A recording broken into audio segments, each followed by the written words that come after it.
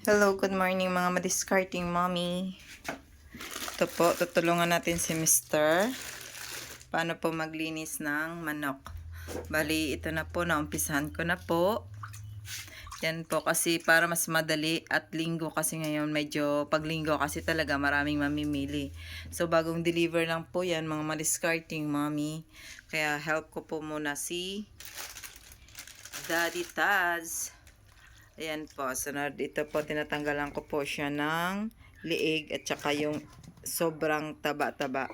Dito po yun nanggaling, yung taba sa puwet ng manok.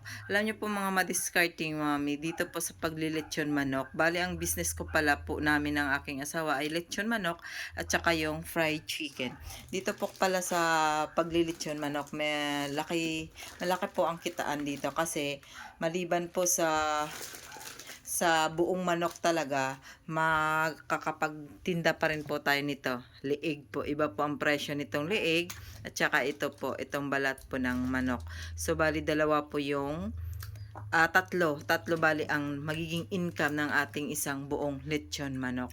Linis-linis lang po tayo. Sunod, ititinda po natin para kahit paano po, maaga din po yung ating kita. Ito po sinasabi ko, yung balat, dito po yan ang galing sa puwet ng manok. So, siguro po, hindi po ako makakapagpakita pa po ng aking paggawa kasi hawak ko po yung aking cellphone. So, yun lamang muna po ang aking ipapakita. Kunting demo ng aking paglilinis ng aming lechon manok. Yan lang muna po mga madiscarding mommy. Have a blessed Sunday and I love you all and thank you and bye!